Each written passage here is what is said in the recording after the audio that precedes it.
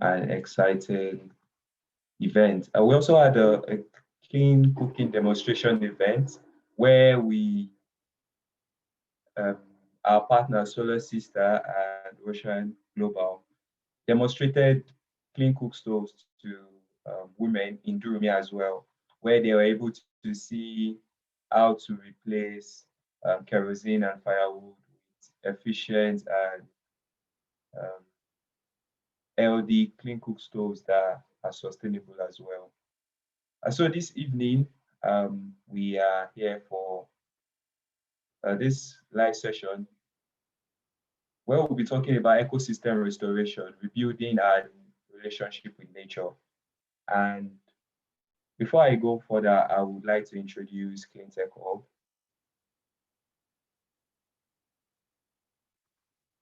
CleanTech Hub is a pioneering hybrid hub for the research and development, demonstration, and incubation of clean and green energy ideas in Africa and for their validation for commercial stage development. CleanTech Hub is also an early startup incubator for inventions and innovation in clean energy, a consultancy for sustainability and energy efficient solutions, and a driver of clean energy and climate smart investments into Africa. And this evening for this session, I have Mujidah Ajibola, who is one of our speakers, and Daramfon Bassey. So I'll go ahead to introduce our speakers before we start the conversation.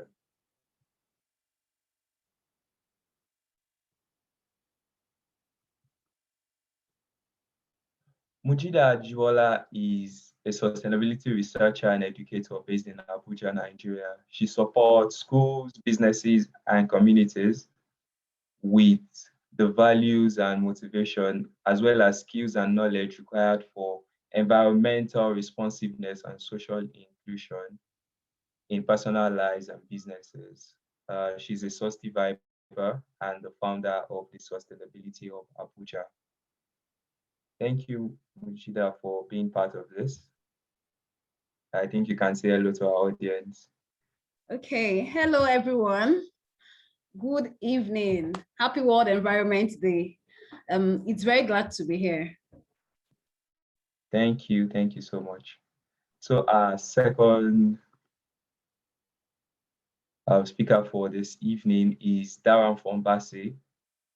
Dara is the manager for Sporting Practice Clean Technology Hub. He's in charge of ensuring that all projects and programs are carried out by the hub are effectively implemented. He's the lead project manager for promoting citizens' access to off-grid clean energy solutions projects supported by the Open Society Initiative for West Africa, OSIWA. He also serves as the Nigerian lead for civil society, and he has worked on quite a number of projects within the renewable energy space.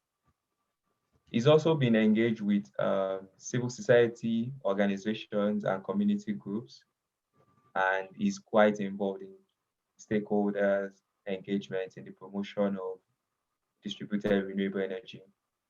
He was the research assistant for Health of Mother Earth Foundation, the initiative, and Dara's focused area lies in civil society and community engagement and partnership initiatives, environment justice, and project management. He holds a master's degree in international relations from Guinea American University in Cyprus and a bachelor's degree in international law and diplomacy from Bangkok University.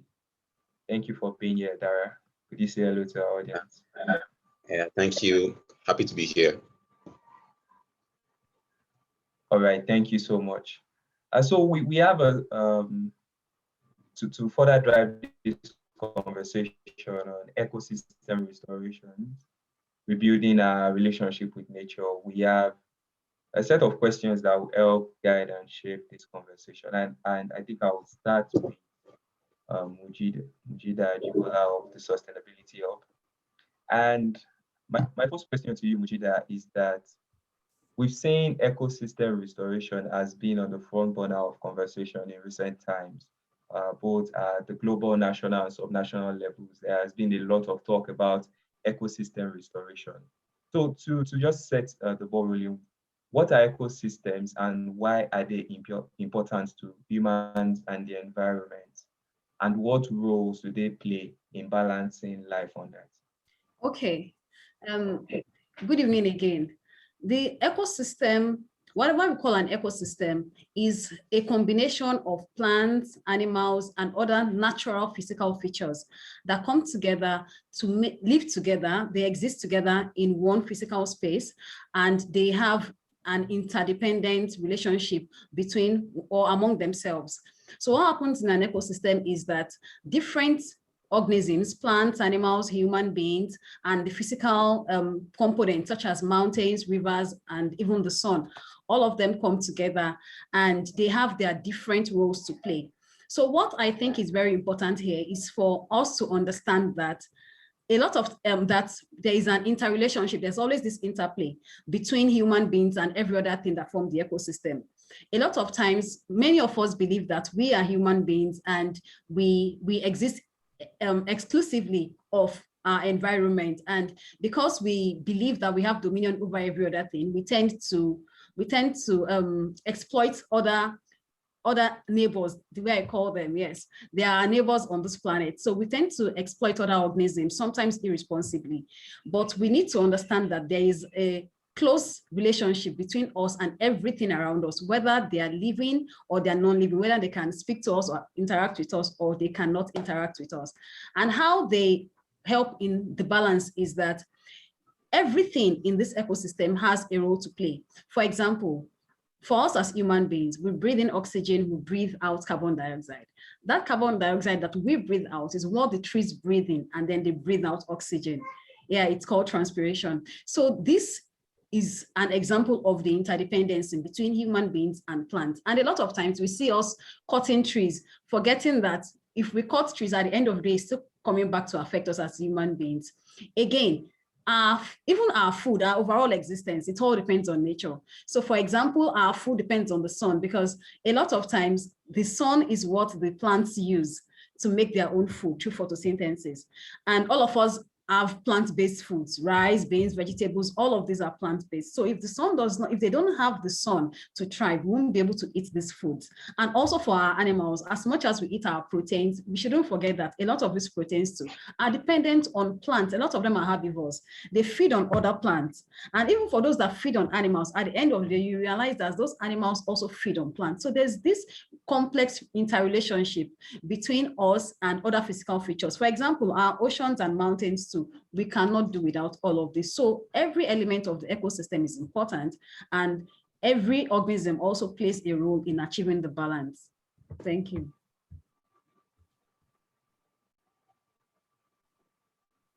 Thank you so much for your answer, Mujidah. And from what you've explained to us, every element here on Earth, both the living and non-living, play a huge role in balancing our life here on Earth. So when a part of the ecosystem is destroyed, it affects the entire the complex makeup of the Earth. So now to Dara, now we're talking about ecosystem restoration. That means our ecosystems have been depleted or we've lost part of them. So my question to you is, what led to the depletion of ecosystems in various regions of the world, and how is that affecting humans and biodiversity at large? Thank you for that lovely question, Ole. Yes, just to echo what was said by the previous speaker. It seems that everything that has happened can be linked to human interaction with the environment, in the negative sense of it. So you have issues like pollutions, and pollutions is is a wide spectrum. We have things around increasing trash, people not properly disposing their waste properly. In fact, there are places around the country where there are heaps of refuse on the road, which is a very big problem. because it affects animals that just come around and have to move around. They get their homes are getting displaced by the waste that are just piling up there and not being taken care of. You have issues around carbon emission, which is leading to the fact of climate change. You have the problem of for deforestation as well, which is a very, very big problem, especially in the northeast, north part of the country, which has led to the one of the factors that led to the harassment crisis that is plaguing the country currently. So it's just a wide spectrum of so many things that human beings have done over the years, and I think it has basically come from, like you said, like we've had that idea where we think we're dominant animals, and we forget that in as much that we are privileged to be to be as advanced as we are, but we have to realize that, like she mentioned, that everything works together. So all our actions have consequences. So the fact that somebody will see a trash and not properly dispose it has consequences on us and on people and the environment around us. The fact that you have companies that are unsustainably doing extractive activities across the country, leading to the poisoning of rivers, the poisoning of the soil. I mean, people in Niger Delta for a long time now, there's a lot of communities in Niger Delta right now that they can't fish anymore because their oceans, their rivers are polluted with oil. So that has led to the loss of income. It has led to the increase of diseases. In Port Harcourt, the issue of the soot. So it's just a lot of things, and I think it just all boils down to the fact that human beings have taken the nature for granted, and we've engaged in activities that have not been friendly for the environment, and it has led to where we are right now. And I can just say there's a very big emergency, and that's why I'm glad that we're having this discussion today, because we need to spark a conversation around how can we move forward from this situation we are, and how can we take concrete actions to ensure that we genuinely and truly restore our ecosystem. Yes, thank you very much, Wole. Thank you so much for your answer, Dara. Thank you. What I heard you say was that actions have consequences, and our actions in depleting the environment and the various ecosystems is leading to challenges of health, income, affecting our productivity, and it's also affecting both flora and fauna. So as a follow-up to this question, and I think Mujidah will be able to answer this, ecosystems have been depleted, we've lost quite a lot. So is it possible that we are able to restore all ecosystems, or some are irreversibly damaged? Okay, thank you. I think ecosystem restoration in itself is trying to restore those parts of the ecosystem that have been damaged over time. So ecosystems can be restored, yeah. But sometimes it is not always possible to restore an ecosystem to that exact, like almost pure point it was before the damage. So it's like you're trying to still manage it to the best of our ability, but we may not be able to get that very, very pure state it was before the damage. And what that tells us is that as human beings, we should try as much as possible not to damage the ecosystem, because we are not the makers of this ecosystem. So it's like you're mending something. You may not be able to do it exactly the way it was from the manufacturer. And that also means that whatever ecosystem we realize, part of the ecosystem we want to work on, we should try as much as possible to ensure that we conserve it to the best of our abilities. And we shouldn't just treat it like, okay, we are doing this thing superficially. We should try to get to the roots of the matter as much as possible and prioritize the use of indigenous species. Because sometimes in trying to restore ecosystems, we just bring solutions from abroad, we bring solutions from wherever. And this species we are introducing into the environment may not exactly fit into that ecosystem. So we should try to look within, look at the species that can thrive in that ecosystem, and try to use that to restore the ecosystem. I think that's the way it will work. But the most important thing is, as much as possible, let us try to conserve these ecosystems first. Thank you so much. So you're saying we need to conserve what we have, then gradually also restore and rebuild the lost part of it. So let's narrow this down to, let's say, for Nigeria. So the statistics show that we lose about 300 to 350,000 hectares of our forest land annually. So are you saying we can't just say, okay, let's just plant trees and restore the forest? Doesn't it work like that? Sure, we can plant trees, and it's one of the effective ways of rebuilding ecosystems. But at the same time, it's going to be counterproductive if we keep cutting down trees at the same rate with which we plant trees. So the solution actually is in reducing the amount of trees we cut down while trying to plant more trees. Tree planting is key. It's one of the very, very cheap and viable solutions, right? But then it should be matched with a much lesser level of tree cutting. So that's how it can work. All right, thank you so much. So as we are trying to restore ecosystems, we must conserve the existing ones. Thank you. Now, back to Dara. So what eco-friendly alternatives, one point you had made mention was we see things like gas flaring and oil spills in the Niger Delta of Nigeria, which has greatly affected the lives of people there. So given your background working in the climate action space, what eco-friendly alternatives do you think we can imbibe that won't affect both economic and social development, particularly for a nation like Nigeria? I feel like as a country, we need to take drastic actions, like you mentioned, drastic actions. And that's why I'm happy that the previous speaker mentioned the issue about us taking care to plant trees, because that is really one of the ways we can ensure that this is actually one of the ways that that we can promote positive actions to drive climate resilience in the country and to the ecosystems. And another way which is one of the key focus of CTH Technology Hub is the transition from using fossil fuels to clean alternatives. And we can see that happening. There is that increased focus, but more needs to be done in that regard. The government needs to be more proactive in supporting initiatives in that regard as well. And another way is, simple things you can actually do. Most of the things people around how to properly dispose of refuse. I see it in Nigeria a lot, especially in vehicles where people just move around and throw trash.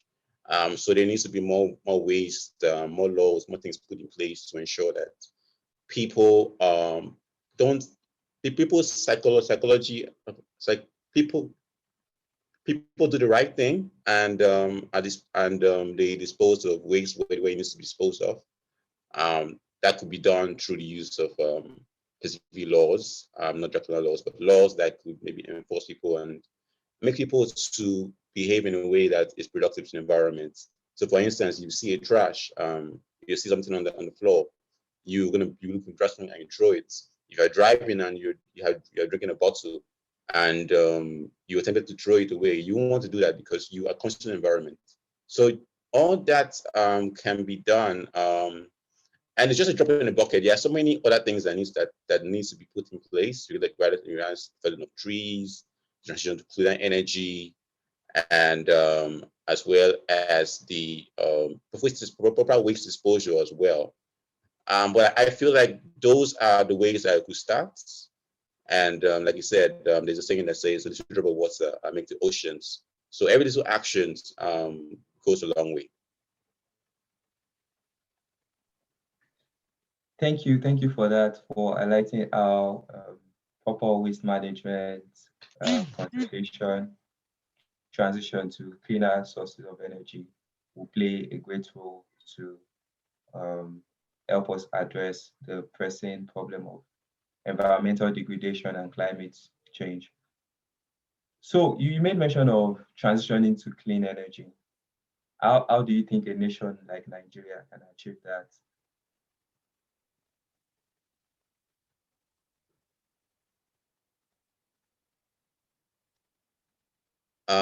Hello, Wally.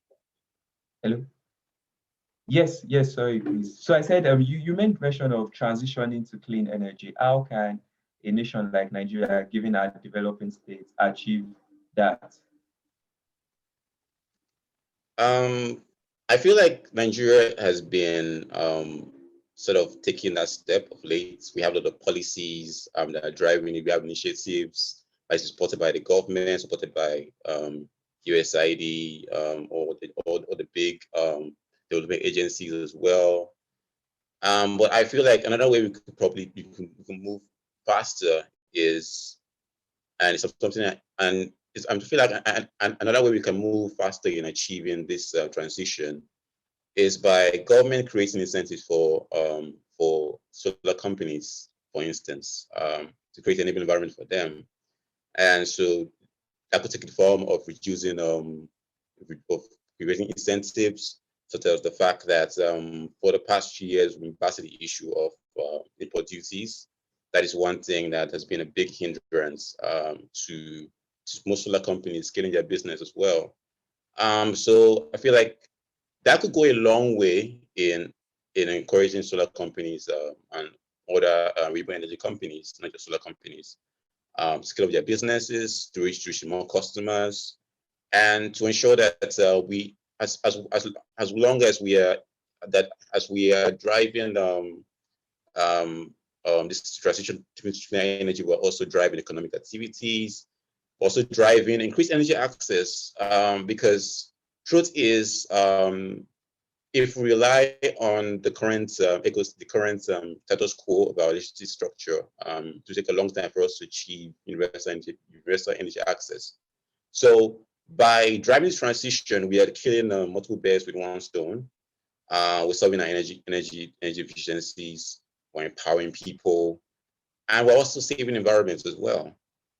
So the government should do everything that it takes within their power, creating policies that could positively influence the sector, influence adoption of clean energy, and not just creating policies, but actually taking actions. Because Nigerians, we have a lot of beautiful policies on paper, but never really properly implemented. So it'd be good that if the government just goes beyond just writing beautiful policies that are one of the best in the world, and actually move forward into implementation as well. Thank you for those well summarized points. And to everyone watching, this is Clean Technology of hosting a dialogue session on ecosystem restoration, rebuilding our relationship with nature. And we have Daramfon Bassey, who is a manager at Clean Technology of, and Mujidah Ajibola, the founder of Sustainability of Abuja. So Mujidah, I'll come back to you with this question. Dara has highlighted Dara earlier highlighted the key problems that fuel the current depletion of ecosystems. And we know things like agriculture, energy production are some of the things fueling the loss of our ecosystems. So we know that people and households contribute to these things, people cut trees, but most importantly, we see that the corporations and industries are hugely responsible for some of the problems we have. They are the ones really fueling the depletion of our ecosystems. So what strategies do you think we can employ to see that these industries, this corporation, they are producing what they need to do, they are manufacturing, but they need to do it in a way that is sustainable, for not just for our generations, for future generations as well? What would be your recommendation? Okay, thank you. This is a huge question, because recently a lot of spotlight have been on businesses, and there have been various initiatives right from the level of the UNGC and all of that. So my own take here is that businesses should be sincere to their purpose. That's the first thing, because we have a lot of businesses who are all over online and other marketing channels telling us how eco-friendly their products are, without telling us how eco-friendly they are as an institution. So I think the first step is to switch to eco-friendly products and packaging. So the products should not just be eco-friendly, we should also look into the packaging, so that at the end of life of the product does not contribute to depleting the ecosystem. The product is something that can be biodegradable, or if not biodegradable, it should be made of a material that can easily be recycled. Sometimes we have packaging that are not even recyclable. So what happens is that when they are, at the end of life, they automatically become waste, and then it becomes a problem we have to grapple with. So businesses should ensure that they should have eco-friendly products as well as packaging. And in line with that also, they should check their business operations. Like I said earlier, it's for me, I think it amounts to greenwashing if your product is eco-friendly, but your business operations within your company is not green. So what happens is a lot of companies try to show the world they are green and have eco-friendly products. Meanwhile, because they know we don't get to their factories, they tend to do anything. So businesses should also strive to transition to resource efficient and carbon smart operations. It's nothing if at the end of the day we have eco-friendly products and businesses are still using things, they are still like their main source of energy is still fossil fuel based. It doesn't make sense when they have eco-friendly products and they still use the conventional way of dumping their refuse together and causing havoc all around the environment. So businesses can also adopt the 3 R's, at least for a start: reduce, reuse, recycle, in trying to manage their resources. Again, businesses can explore the circular economy. So the circular economy is in contrast with the linear economy that we are used to. The linear economy is the natural, sorry, it's not natural, but the very common one here, where we just take things, we make them, and then when we are done, we dispose them. So the linear economy is saying 3 things, basically. They're saying we should design out waste and pollution, and we should keep products in use for as long as possible before they get to the landfill. So if you are a manufacturer and you have a product, you have a jar, you can make it a metal jar, right? So that when people finish consuming the contents of that jar, they can also repurpose it to do other things, whether internally or externally, without affecting your trademark and all of that. Then we should also switch to cleaner forms of energy like solar, wind, and all of that. So businesses should also ensure that no business stands alone, right? So there are always vendors, suppliers, and customers and everything called the value chain of a business. So let's say my name is Mujidah and I produce rice. Okay, I aggregate my rice from farmers and I sell to wholesalers who then go onto the market and all of that. So if Mujidah is eco-friendly in our own operations and the rice is eco-friendly, I should also ensure there's a responsibility on me to ensure that the farmers I source from, the people I supply to along my value chain, my wholesalers, my retailers, are also eco-friendly in their operations. That is how we are going to achieve this. If not, it's going to be a case of one step forward, okay, Mujidah moves forward, but she does business with about 10 other people, and then they go like 2 steps backwards. So that's like 20 steps backwards for 1 step forward, and we are not going to get anywhere with that. And I think that is another area where we need to be on the neck of our big businesses and hold them accountable. Yes, they are eco-friendly, but what about their value chain? Are they holding their vendors responsible? There are always policies that support vendor, I think, enlisting in organizations. Are these green policies, are they integrated into this agreement that companies make with their vendors to ensure that not only as big wigs they are accountable, the vendors are also accountable? And that is at the business level for them to make profit and all of that. In the community, there's also an environmental responsibility of organizations or businesses towards the community where they operate, at least if they cannot go further than that. So I think here, the businesses have a responsibility of educating the community around them. Because a lot of times people don't really understand this environmental degradation and restoration thing. So it's part of their environmental responsibility to have maybe once in a month community talks with people in their community, engage them on how they can properly handle their waste and make their ecosystem better, and also with their own influence. They can bring initiatives into the community. They can fund initiatives. This forms part of their CSR, and that will also go a long way, not only because at the end of the day, a company doesn't stand alone. It lives in a community, it thrives within that community. So if a company like XYZ is very environmentally friendly, but it's in an environment that is degraded, where they don't have proper waste management procedures, where there's open defecation and a lot of other environmental issues, at the end of the day, it's not going to amount to anything. At the end of the day, the filth from the environment is still going to affect the company. So businesses should, as much as possible, ensure that they are accountable, both outwardly as regards their products and inwardly as organizations. And they should also go a step further by ensuring that they are making environmental impact in their communities. Thank you. Thank you so much for those points. I think you addressed this question as well. And three things stood out for me. You mentioning that businesses should not only just strive to ensure that they have green and eco-friendly products, but they must also make sure that the process of making those products are also environmentally friendly. Businesses also need to bump up their corporate, social, and environmental responsibilities.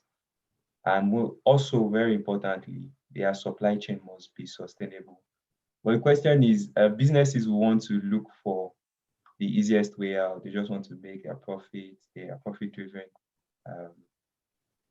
Caring for the environment most times is secondary. So I think, Dara, what role do you think government can then play to make sure that businesses fall in line with some of this policy and aspiration that government has put in place? Thank you for that question.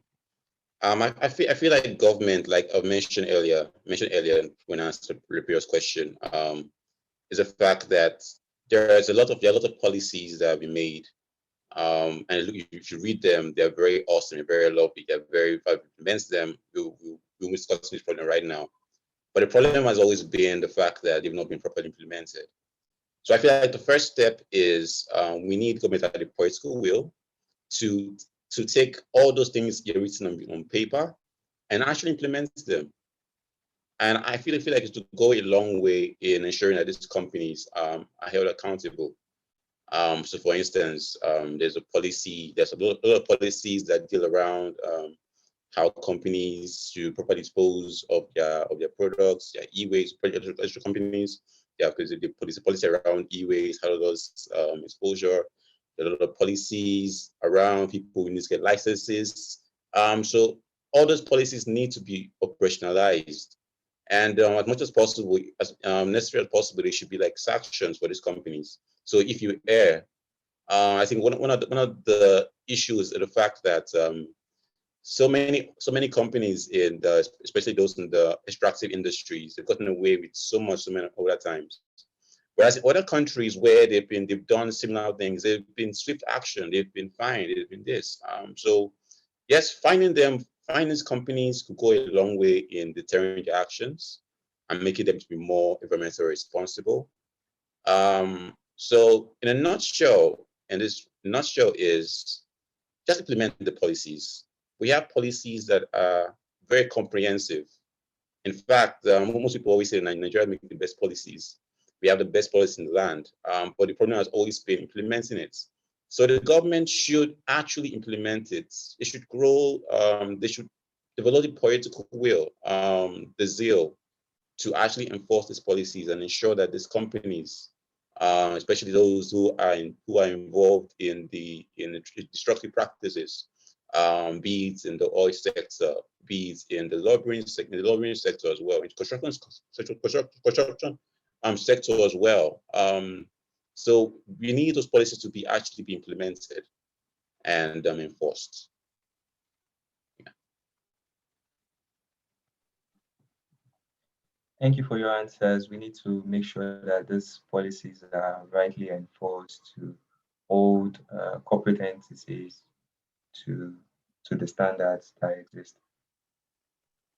So if you have any questions for any of our panelists, Dara or Mujidah, kindly put them in the comment section. They will address them after this round of questions. So if you have any questions, there are things they've spoken about that you want them to maybe clarify, or any other related questions to the topic for today, which is ecosystem restoration, rebuilding our relationship with nature, kindly put it in the chat box and our panelists will definitely address them. All right, I'll go back to Mujidah. So you are a source divider, and there was the community trees project by Source Vibes, which was like a tree planting and climate advocacy project.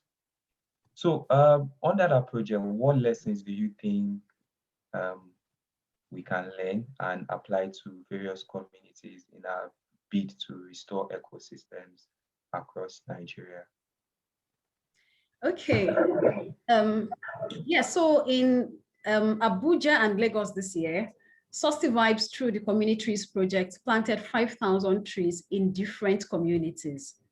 At the core of this project in Lagos and Abuja was education and community ownership. So it's not just enough to plant trees for planting's sake, or plant trees because we at Source Vibes are aware of the benefits of tree planting. It's also very important to educate the communities, people living in these communities, on why trees are important and the advantages of trees being in the community. A lot of these rural communities especially cut down trees for firewood, right? So we needed to also let them know that there are different advantages even beyond what they know. A lot of them know that, okay, trees are fine for the fruit, the ones that bear fruit, and they are fine for shade, right? So we went beyond that to tell them how trees are beneficial to the ecosystem. And the project also went ahead to ensure that there is community ownership, because at the end of the day, source survivors don't live in most of these communities, right? So we had to ensure that there was community ownership by bringing members of the community together, not just the leaders of the community, but everybody in the community, children, women, old people, young people alike. We brought everybody together at those locations and we interacted with them. In interacting with them, we told them what we know about tree planting, and we also gained a lot of insight from them, because trust me, indigenous knowledge is key. And that is one area where we in this generation are losing it. A lot of us have become so westernized that we believe that there's nothing to learn from the rural population. Meanwhile, there's a whole lot to learn from indigenous knowledge. So as much as we gave out knowledge and gave out trees to the communities, we also benefited from intergenerational knowledge. And we also were able to inspire young children. Personally, here in Abuja, I took pictures with some young children when we were planting. Those children actually carried those plants. They were very happy. They carried those plants. And in some other schools, we ensured that the students had their names attached to their trees. So for instance, my name is Bukola, and I know, oh, this tree is Bukola. You know, I would tend to Bukola like my little baby, like my doll, you know, that kind of care, so that Bukola doesn't go bad and people don't say, oh, look at your Bukola tree and all of that. So somehow it ensures that people take ownership of these trees after we are gone. And how, to your question again, how do communities, what role do communities play in adapting to climate change? So basically, communities are usually at the receiving end of extreme weather and climate events, because we hear of a lot of climate events. They don't happen in mass, they happen in communities right on this planet. So from changing weather conditions to rainfall patterns that are changing, they affect every sphere of our existence. They affect our feeding, they affect our recreation, they affect our tourism. Right now, there's some places you may not want to go to because they are very hot. So climate change also affects the changing temperature patterns, which affects food and everything, and even our health. So I think that communities should be empowered to be educated, because at the end of the day, you can't give what you don't have. So it all starts from education. It is when these communities are educated that they can now say, okay, this is what this climate change means. This is how it affects us. And the truth is, a lot of times, some communities that I have worked in are still oblivious of climate change. And I tell them that, oh, the fertilizers you're using causes, because they're chemical, they run off into the water that you use, and then they damage your water, and then also causes climate change. And I say, no, this thing has been there before we were born, even before I was born and all of that. They are still oblivious of this thing. So we have to use case studies and stories and examples from these communities to draw links between climate events and and the causes in those communities. So we need to let them say, okay, this particular thing is what causes this. When they are aware like that, they are better able to engage with themselves as a community. Okay, this particular thing is affecting us. Can we stop doing this thing? Can we transition to a better way of doing things so that it stops affecting us? And especially when companies come, the truth is a lot of these companies don't just go like we see them go to communities. They go there with envelopes because they are aware of the dangers they will cause the communities.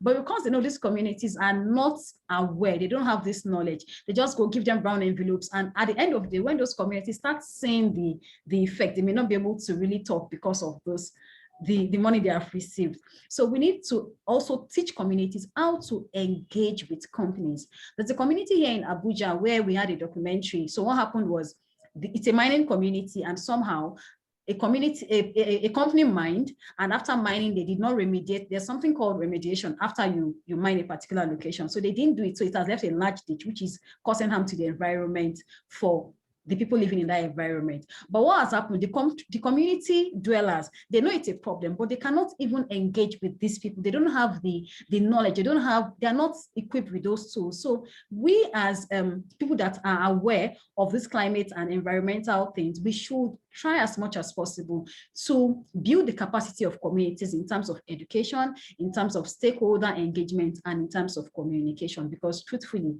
all communities are vulnerable to climate change, and we also live in communities ourselves.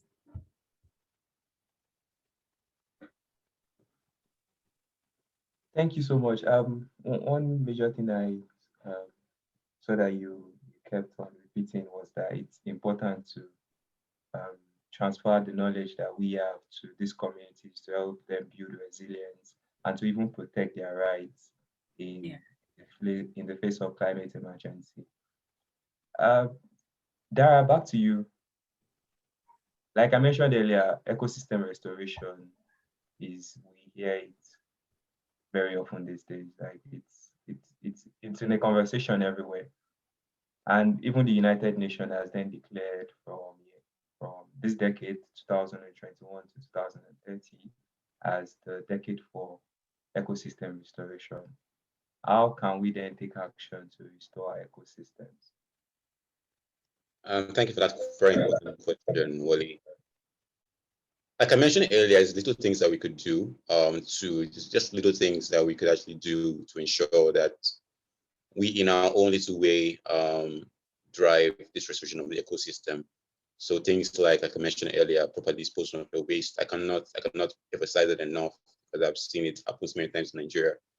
I've seen people just dump things discriminately, put things out of cars. So ensuring that little things like ensuring that if you're driving and you finish a bottle, you wait until you see a trash can and properly dispose of it there, because those actions will go a long way. Things like, as much as possible, ensuring that you move away from using generators to using solar systems. I know the argument is that solar systems are expensive, and I would say yes, they're expensive, but that's just initial cost. But in the long run, you will enjoy it. You will enjoy it. You have peace of mind. You have more income saved. And of course, there are also business models.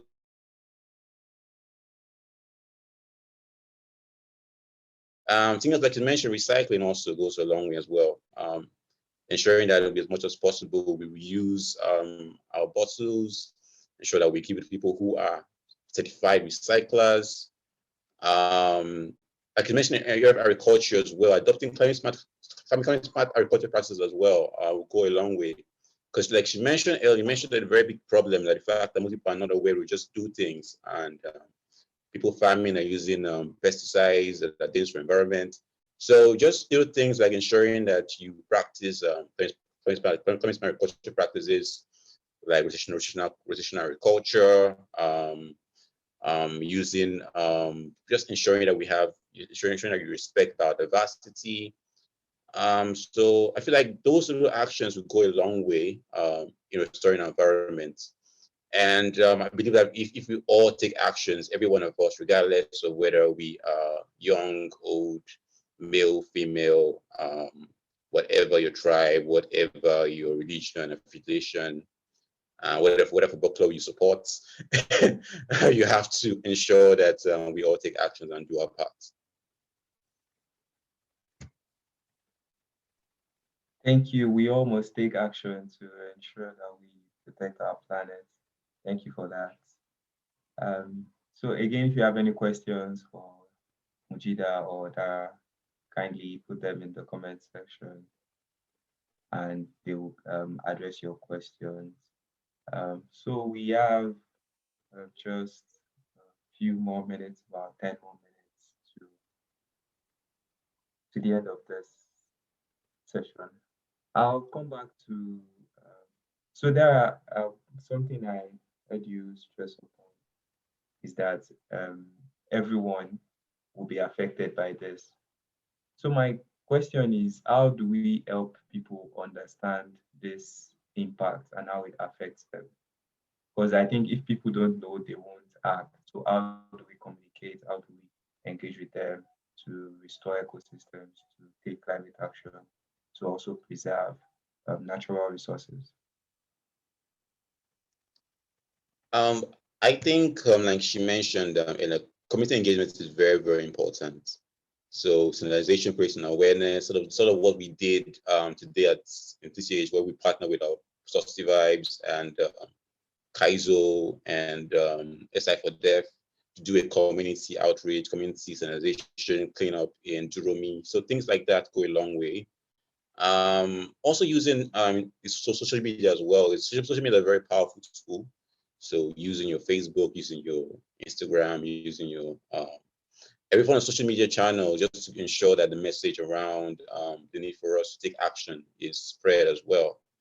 And telling your people as well. We have many communities. Tell your mom, tell your dad, tell your cousins, tell your nephews, tell everyone around, tell your neighborhood, tell your people, the people in your village. So that word of mouth will go a long way, because like she mentioned, and rightly so, is the fact that most of those people do those things out of ignorance. And it's not because they will want to change, but because they don't know. So I feel like going a long way to enlighten these people and to spread the news to people around your immediate environment, and even outside your immediate environment as well, will go a long way as well in ensuring that people are more aware and people's behavior change, and they are more climate conscious, and we are one more step closer to ensuring that we restore our very fragile ecosystem.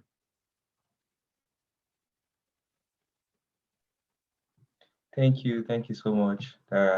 It's important that everyone knows this so that we can restore our fragile ecosystems. Mujidah, I think my last question to you would be, so we know that people currently just engage in very harmful practices that harm the environment.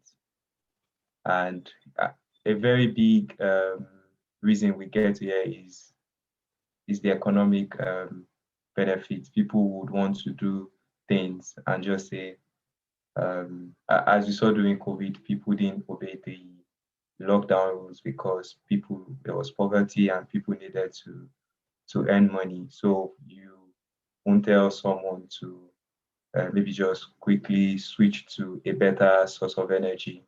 They'll tell you that what they currently use is cheaper. So how do we communicate the long-term benefits and sustainable practices to people, in your own opinion? Okay, this is it's quite controversial, but the truth is this: change is hard, especially when it's from bad to good. It's less difficult to adopt a bad practice for somebody that has been doing a good practice, right? But when you're changing from bad to good, it takes a bit of willpower, right, to do that. But at the end of the day, no change is easy. The thing we must understand in this issue is that if we don't change our ways and we start to protect and restore our ecosystems, we are undoing ourselves. We will not only destroy this earth where we live, we also undermine our own health, because all these things affect our health. So we undermine our own well-being. And at the end of the day, we are leaving a damaged and almost uninhabitable ecosystem and planet for the generations coming behind us. And that is not what was bequeathed to us. So we have to be careful. Now, to the economic implications of adopting, let's say, climate smart practices. I think a lot of eco-friendly actions don't require as much funds as we think. And what we actually need is a change of mindset. So for example, before you think about changing your solar panel, source of power in your house to a solar panel and all of that, why don't you think about energy conservation? Yes, we understand that the cost of solar installation right now is still high because of the high import tariff and all of that. But how about you put off the lights when you are leaving the room? How about you unplug your sockets when not in use? A lot of times, most of us are still guilty of these things. So instead of looking inwards first, the first thing we want to look at is having solar in our homes. And if we say, oh, we can't adopt this practice because the solar installation is high. How about not just putting off these sockets, but actually unplugging, because some appliances still use electricity when they are still plugged. But if you need to buy rechargeable lamps, buy solar lamps that will not require you plugging them to electricity for them to be charged. You can just put them outside and then they get charged. So those are little, very minute things, but trust me, they are little drops of water that make up the ocean. And before you know it, you start moving up that ladder, and as you get empowered, you start moving up. And these things don't have to be money, they don't have to cost us so much, right? All of these things I have mentioned will actually lower your cost of power. So it's a win-win situation. You are reducing the amount of power. You are also reducing how much you pay. So you're saving money. That is one. Another thing I've seen in my environment is gardens. Tell me, who doesn't like a garden, right? So having a home garden doesn't cost much. It costs almost nothing. And it reduces the amount of food you are buying from outside. You are already cutting down on expenses at that point. So what also happens is that you also improve air quality around you because of the interplay between humans and plants. And a lot of us, especially those of us that stay in Lagos, apologies to our Lagos audience, but I don't stay in Lagos though, but a lot of us do not stay in areas where there are spaces. So the first thing we say is, oh, there's no space. I saw a woman in my neighborhood. She's not even an environmentalist or anything. She's just like every other person on the street, right?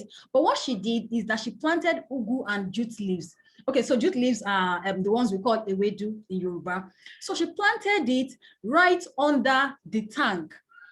You know, there's this tank that is usually, we have our storage tanks. Yeah, there's this stand that we have our storage tanks mounted upon, right? So this four-corner thing. And inside that quadrangle, that very small one, that was what even attracted me. She planted ugu and ewedu right inside, and they grew so tall. Like I was like, why did you do this? She was like, oh, she was looking for space, and she found that she has this little space in her compound, and she used it. Guess what? It is within an estate. Do you get? So these are things we can do, very little things that we can do. We don't have to wait until we have that 1 hectare of land before we can make that change happen. Let us start from individual actions. And for us that use washing machine, I'm not saying we should go back to washing with hands. So I don't wash with hands too.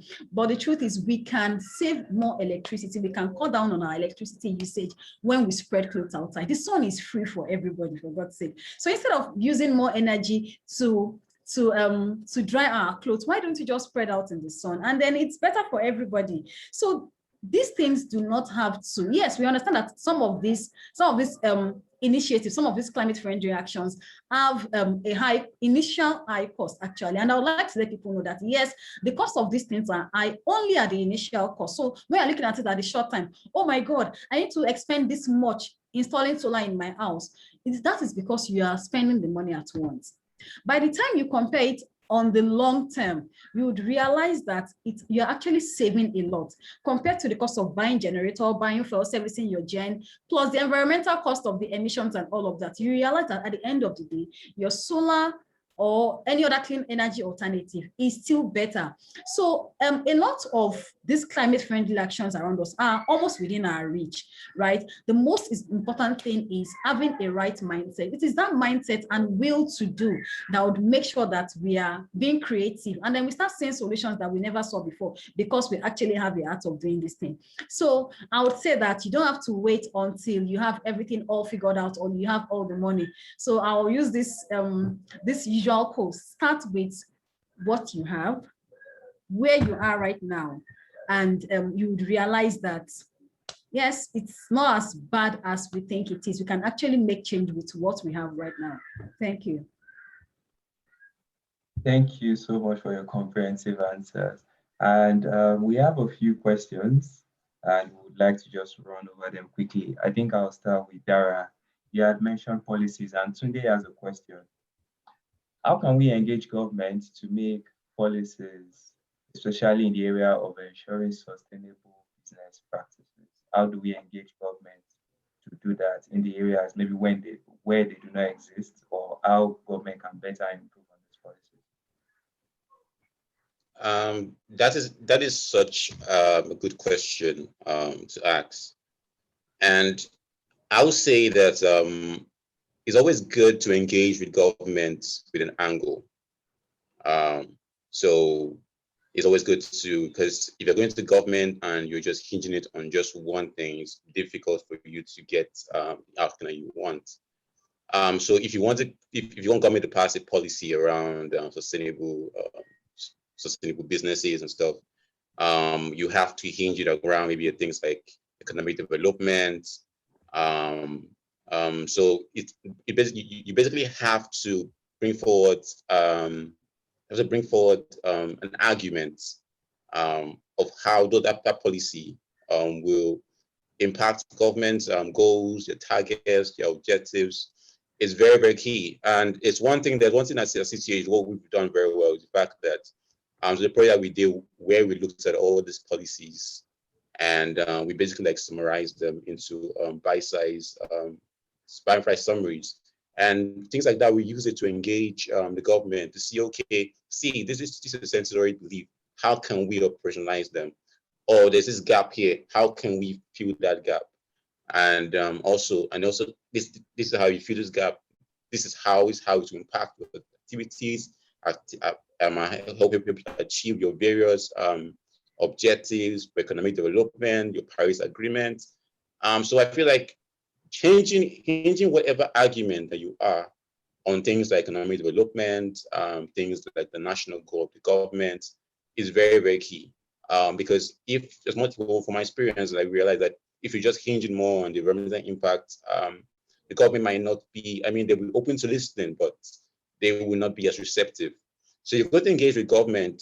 You always need to find out, you need to find out which particular key government stakeholder you need to engage with in the first place. And then you need to also do your homework and find out, okay, what are the goals, what are the targets of these organizations, and then heed your arguments for that cycle, the policy you're trying to push around that as well. And I feel like doing that will ensure that you have your audience and go a long way in driving the policy adoption in the long run. Thank you so much for your answer, and I hope that answers Tunde's question. The next question will go to Tyrat. We are running out of time. It's from Tyrat, right? I will go to Mujidah. How far down the value chain should vendor responsibility go? How far down the value chain should vendor responsibility go? Okay, so I think that companies should go as far as their products or services reach. You know that there's always a chain of distribution, especially when the products have been produced.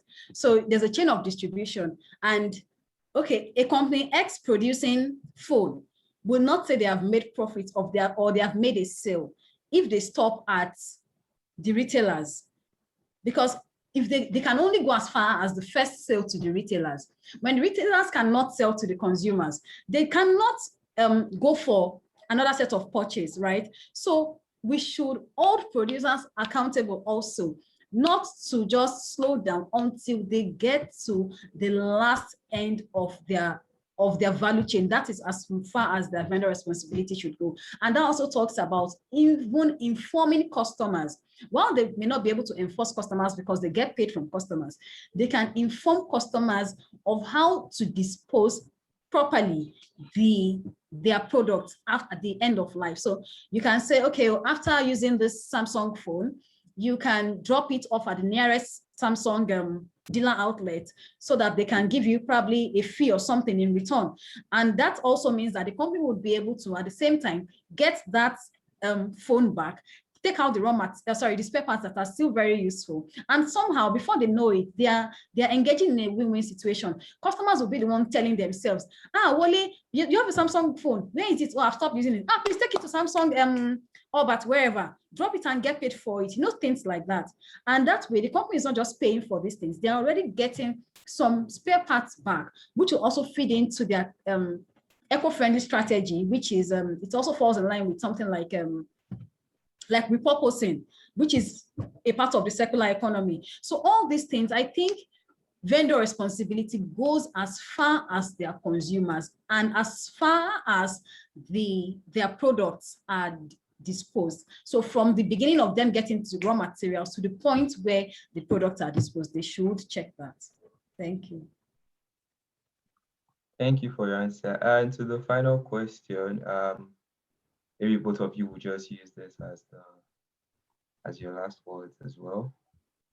How should the staff of an organization who is informed about sustainability push for sustainable practices within the organization where other members of staff are laid back about it or are just not concerned about being educated about it? So who would like to go first? Okay, let me go first. That's a very loaded question, and I can see where it's coming from. But I feel like just keep telling them, just keep pushing the good news to them about the dangers of their practices, and be a good ambassador as well.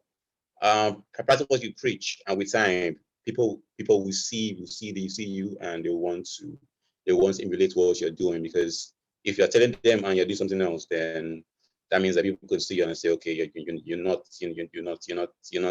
practicing what you're preaching, and they might not be so inclined to listen to what you're saying. But as long as you keep on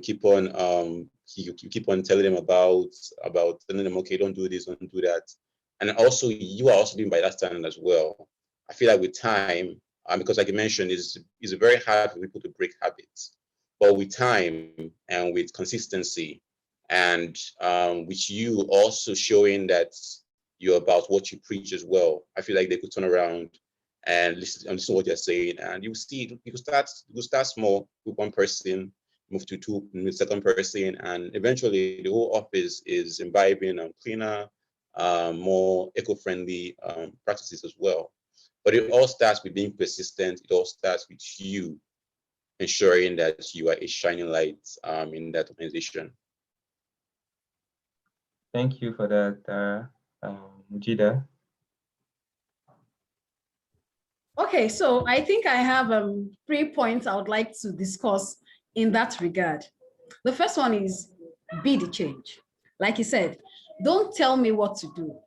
Show me how to do it. A lot of times, because words are cheap, people tend not to pay attention to what other people say. Like, oh, you see something and then you do something different. So the most important thing is in letting people see what you do genuinely.